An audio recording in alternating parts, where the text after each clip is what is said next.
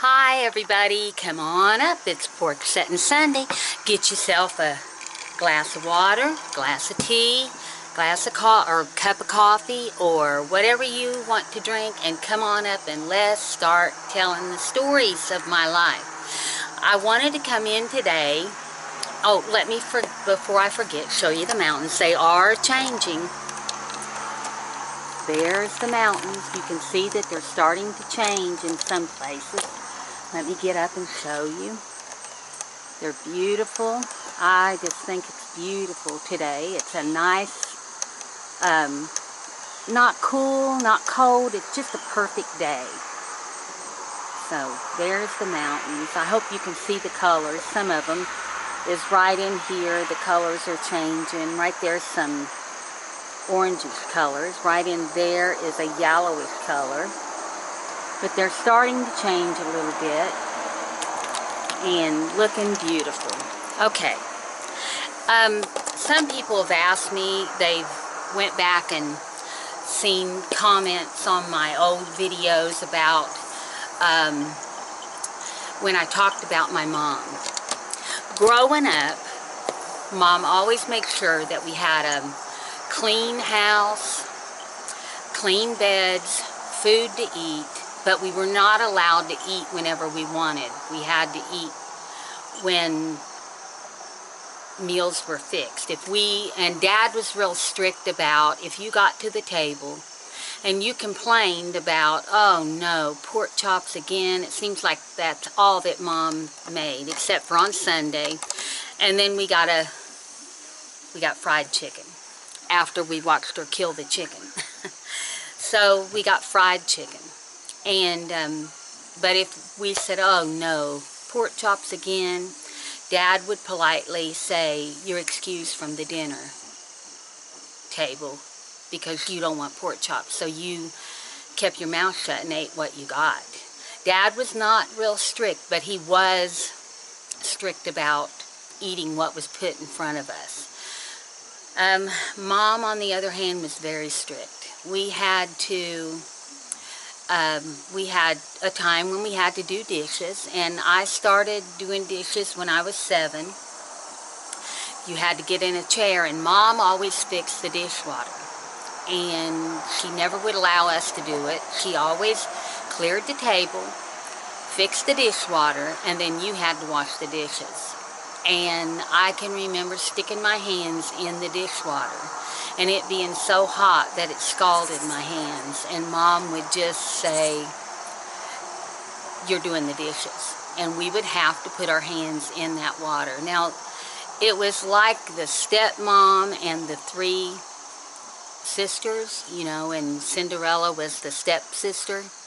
Well, I was not the stepsister, but my older sister was the stepsister. But Mom treated me and her just alike, and it was my real mother and my sister, my older sister's stepmother. But I always thought I was adopted because I knew that, you know, I'd heard stories about how stepmothers treated their stepdaughters, and I thought, well, she's treating my older sister that way, so I must be a stepdaughter too. Now, our middle sister didn't have to do dishes, didn't have to do anything. She got the best of everything. And me and my older sister did not. We shared a bedroom, but I'm so thankful that God put us together. We are very close now, and I'm so thankful because there was a lot of times that had it not been for my sister, my oldest sister, I'm sure that I would not be here, and vice versa. We protected one another. She would keep me safe, and I would keep her safe. If she needed help, I helped. If I needed help, she helped. There was many times that Mom would come in the room, in our bedroom, at 2, 3 o'clock in the morning, and Dad begging her to leave us alone, that we had school the next day. She'd make us get up, and she would tear our room up, dump drawers out, just tear the room upside down, looking for her lipstick. She would swear that we took her lipstick. And so we remember that, me and my sister, now we laugh about it, but we remember that as Mom's Avon, and it was Instant Mocha was the name of the lipstick. And we didn't get it, but we were accused all the time of stealing stuff. And Mom, right up till the day she died, accused anybody that came in her home, she would accuse them of stealing stuff. And she was the one that would steal it. I've seen my mother with my children. I never would take my children around my mother a lot in fear that they would be hurt. And she hurt my children several times, not physically, but by accusing them. I've seen her take stuff out of my children's bags, their suitcases, or a purse, or whatever, and hide it. Or I got that wrong, take something out of their bag and hide it, and then tell my dad that they accused her of stealing it, and cause turmoil in the family. She would do that to just cause turmoil. And so that molded me into the person that I am. I always said that I never wanted to be the kind of mother that I had. I never wanted to treat my children the way that my mother treated me. I always wanted to treat them equally, and I swore that I'd never be the kind of grandparent that my mother was. She was never really a grandmother to my children. She never allowed my dad to be a granddad to my children. My children loved my dad dearly, but he had to sneak and be a good grandpa. Years later, when my children grew up and moved out of the house, my Dad and Mom started visiting me then. Dad loved here in West Virginia. Matter of fact, this is why I bought this house. My husband was trying his best to convince me that I wanted this house, and he had built me a brand new home, and I loved it. And I didn't want to leave my new home that I had raised my children up in, and I didn't want to leave it to walk into a blast from the past, you might say. This house, when you walk in, it looked like it was something out of the 1970s, and it was a blowback. Even though I like old things, I did not like the shag carpeting and all that. And he said, we'll change it, we'll change it. And I'm thinking, oh, I don't have the time or the energy, or no. And I walked out on this porch and I seen this view, and right away, my dad came to mind, and I broke down and cried, and I said, oh my God, Dad would love this view. Yes, we'll buy this house. And that's why I'm here. I loved my dad. He was my stepdad, but he was the dad that I never knew, that I never had. He was the only dad I did know. And he was there from day one, from the time I was born till the time he died.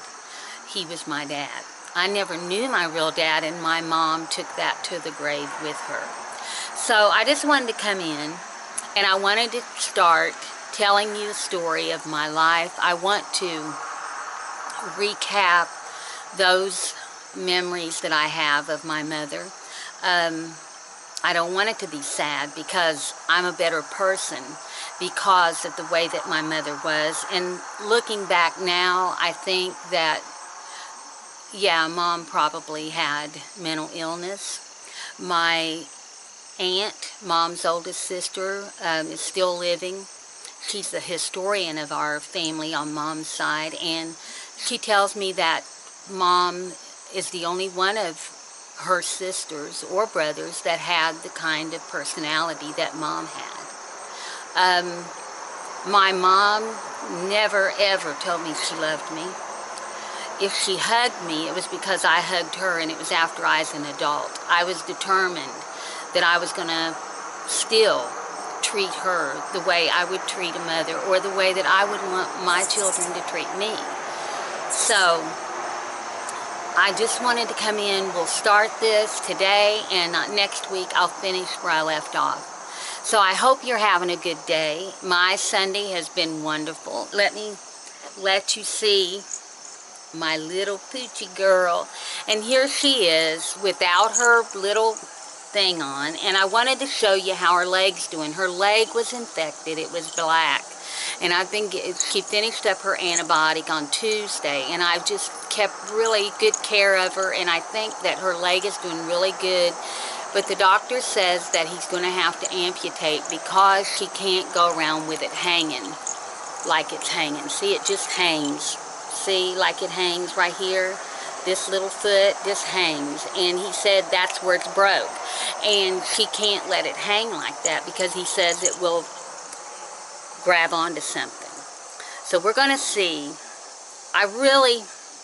And I did, by the way, due to wonderful, wonderful, wonderful friends that I've made here on YouTube, friends that I've made on Facebook, friends that I've made on Periscope, have made sure that I have the money to get her leg amputated.